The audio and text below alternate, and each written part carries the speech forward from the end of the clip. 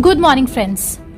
अगर आपकी जान पहचान में कोई भी डिप्रेशन के सिम्टम से जूझ रहा है तो आप भूल कर भी उसे किसी एलोपैथी डॉक्टर के पास मत भेज देना। और ये सिर्फ राजीव दीक्षित जी या डॉक्टर हेगड़े ये नहीं कह रहे, ये खुद FDA और द लैंसेट जैसे बड़े बड़े जर्नल्स कह रहे हैं। आज हम आपको ऐसे सबूत देने वाले हैं जिन्हें देखकर आपको पूरा विश्वास हो जाएगा कि डिप्रेशन ट्रीटमेंट के लिए एलोपैथी जहर है और आयुर्वेद और ध्यान का मार्ग ही सर्वोत्तम है। आप चाहे जिस भी शहर से वीडियो देख रहे हैं, अपने शुभचिंतकों तक ये जानकारी जरूर पहुंचाएं, क्योंकि ये सारी बातें आपको टीवी और न्यूज़पेपर में कभी भी नहीं मिल सकती। आप हमारा टेलीग्राम ग्रुप ज्वाइन कर सकते हैं, जहां पर बहुत सारे लोग जबरदस्त इन्फॉर्मेशन शेयर कर रहे हैं और आपकी नॉलेज बहुत बढ़ जाएगी।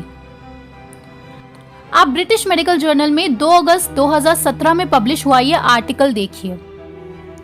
इसमें 3 डरा देने वाली चीजें सामने आई। आप ध्यान से सुनना। पहला, इसमें साफ साफ लिखा हुआ है कि एंटी डिप्रेसेंट्स लेने से हर उम्र के लोगों में सुसाइड, वायलेंस और होमिसाइड की टेंडेंसीज बढ़ जाती है। जी हाँ, बढ़ जाती है। और 2007 में FDA खुद एडमिट कर चुकी है कि SSRI यानी कि सिलेक्टिव सेरोटोनिन रीअपटेक इनहिबिटर्स ये सबसे कॉमनली दिए जाने वाले एंटी डिप्रेसेंट्स होते हैं।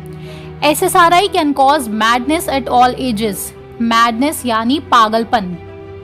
साथ ही FDA ने यह भी कहा कि SSRI इतने खतरनाक ड्रग्स हैं कि इसमें डेली मॉनिटरिंग पेशेंट की करनी ही करनी है और बहुत ही नजदीकी ऑब्जर्वेशन करनी है पेशेंट के फैमिली मेंबर्स को भी।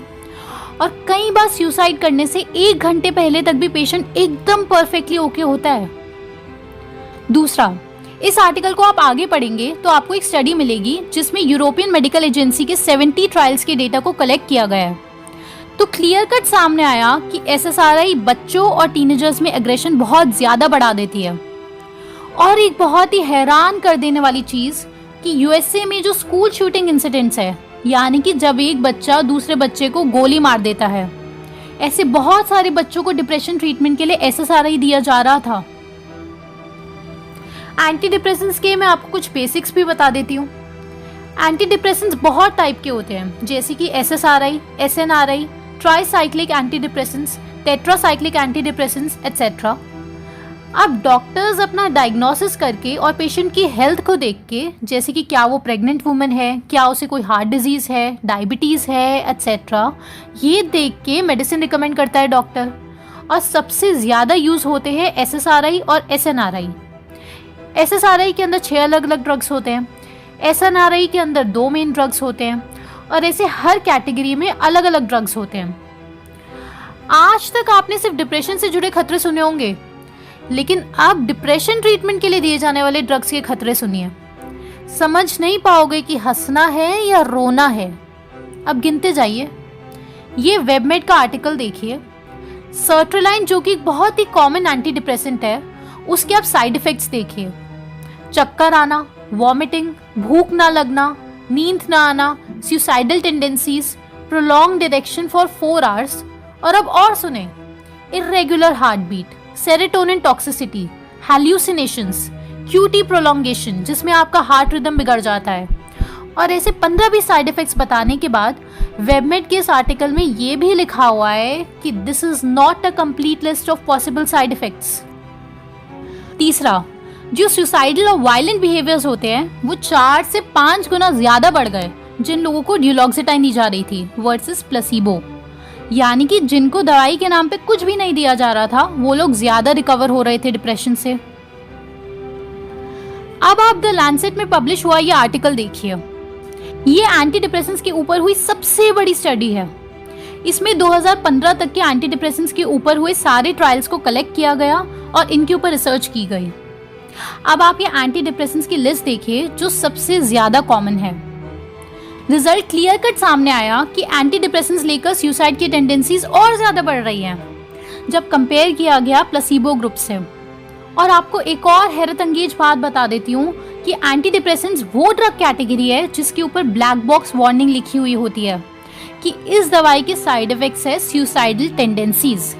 जी हाँ, आप सही सुन रहे हैं, यानी कि ये दवाई खा के आपको साइड इफेक्ट होगा भीषण डिप्रेशन। अब आप इसे ऐसे समझिए कि बाजार में एक पानी की बोतल बिक रही है जिस पे वार्निंग लिखी हुई है कि ये पानी पीकर आपकी प्यास बुझने की बजाय और बढ़ती जाएगी और बढ़ती जाएगी। यानी कि आप जितना पानी पिएंगे आपको और प्यास लगेगी, तो आप और पानी पिएंगे तो आपकी और ज्यादा प्यास बढ़ेगी और आखिर में हो जाएगी मृत्यु। ठीक यही एंटी डिप्रेसेंट्स का केस है। डॉक्टर BM हेगड़े भी अपनी एक स्पीच में यही कह रहे थे कि एंटी डिप्रेसेंट से आज तक किसी का ट्रीटमेंट नहीं हो पाया है। तो अब आप मुझे कमेंट करके बताओ कि क्यों एंटी डिप्रेसेंट्स इतनी पॉपुलर है कि बड़े बड़े स्टार्स तक उसे खाते हैं। और जब भी किसी को डिप्रेशन होता है तो ये सुनने को मिलता है कि भाई डॉक्टर को कंसल्ट कर ले तू। ये इसलिए हो रहा है क्योंकि एलोपैथी अपनी मार्केटिंग जबरदस्त करती है और सबसे बड़ा साथ उन्हें मिलता है भारत देश में बैठे कुछ मिट्टी के शेरों का, जो ये सारे आज के प्रूफ्स देखने के बाद भी अगर किसी को डिप्रेशन हुआ तो उसे बोलेंगे कि डॉक्टर के पास जाओ। इंसानी सभ्यता जितनी मॉडर्न होती जा रही है उतना डिप्रेशन के केसेस बढ़ते जा रहे हैं। अब आप अपनी स्क्रीन पर एक ग्राफ देखिए GDP वर्सेस सुसाइड रेट्स का। जैसे जैसे किसी देश की GDP बढ़ रही है वैसे वैसे सुसाइड रेट्स बढ़ते जा रहे हैं। और ये आप एमिल डर्काइम की फेमस बुक सुसाइड 1897 में भी पाएंगे। अब जानते हैं आयुर्वेद में डिप्रेशन का क्या ट्रीटमेंट है। तो आइए सबसे पहले जानते हैं कि राजीव दीक्षित जी के डिप्रेशन के ऊपर क्या विचार है। अगर इंसानी शरीर में स्ट्रेस हार्मोन कोर्टिसोल बढ़ जाए या घट जाए और इस स्ट्रेस हार्मोन का इम्बैलेंस लंबे समय तक रहे तो इसे दोबारा से बैलेंस में लाना बहुत मुश्किल होता है और दुनिया भर की बीमारी उस इंसान को जकड़ लेती है, जैसे heart attack, paralysis, hypertension etcetera. आप अपनी स्क्रीन पर ये मिनरल्स ध्यान से देखिए। राजीव दीक्षित जी साथ ही ये कहते हैं कि अगर शरीर में कैल्शियम, आयरन, सोडियम, फास्फोरस की कमी हो तो स्ट्रेस बढ़ने लगता है और अगर स्ट्रेस बढ़ेगा तो इन मिनरल्स की कमी और बढ़ जाती है।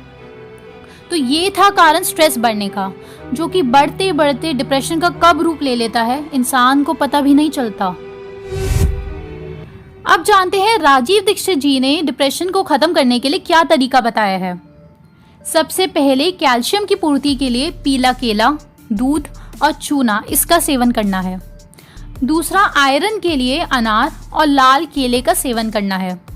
तीसरा, सोडियम की पूर्ति के लिए सेंधा नमक और काले नमक का इस्तेमाल करना है। और चौथा, फास्फोरस की पूर्ति के लिए जामुन, अमरूद, हरे पत्तों वाली सब्जी और हरा केला, इन सब का सेवन करना है। अगली चीज जो राजीव दीक्षित जी ने सबसे जरूरी बताई है वो है देसी गाय का दूध और घी। घी आप रोटी में मिलाकर खाएं, दाल में मिलाकर खाएं, दूध में, सब्जी में, पानी में मिलाकर खाएं, लेकिन घी का सेवन जरूर करें।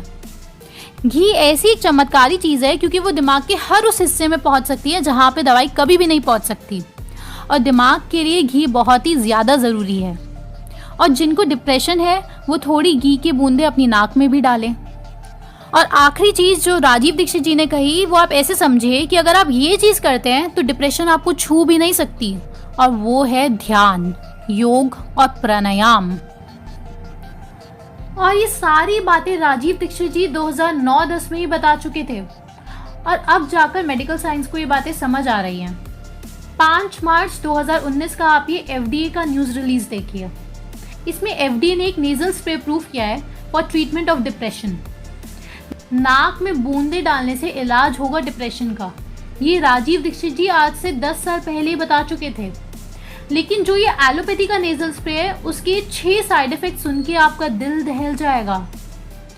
इस दवाई के लेबल में ही लिखा हुआ है कि पेशेंट को सिडेशन, ध्यान ना लग पाना, confusion, suicidal thoughts, increase BP, और साथ ही ये भी वार्निंग दी जाती है कि जिस भी पेशेंट को ये ड्रग दिया जाए उसे 1-2 दिन तक गाड़ी नहीं चलानी और कोई भी हैवी मशीनरी नहीं यूज़ करनी। अब आप खुद अंदाज़ा लगा सकते हैं कि उस 2 दिन में उस इंसान की मानसिक स्थिति कैसी हो जाती होगी कि उसे इतने सीरियस प्रिकॉशंस लेने पड़ रहे हैं। अब जानते हैं दूसरे महापुरुष रेड के विचार। डिप्रेशन का कारण तो बिल्कुल वही है जो राजीव दीक्षित जी ने बताया कि लंबे समय तक हिडन स्ट्रेस, यानी कि वो तनाव जिसके होते हुए भी इंसान को उसकी जानकारी नहीं होती कि वो उस तनाव से गुजर रहा है।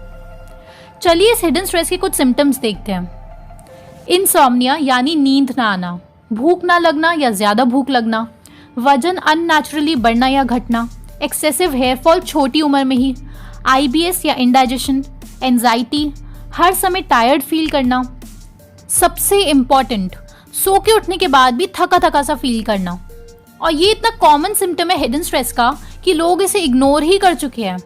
सो के उठ के लोगों को तरोताज़ा महसूस होना चाहिए जैसे बचपन में हुआ करता था, ना कि थकान। तो ये थे कुछ सिम्टम हिडन स्ट्रेस के, और ये मानसिक तनाव कई कारणों से हो सकता है।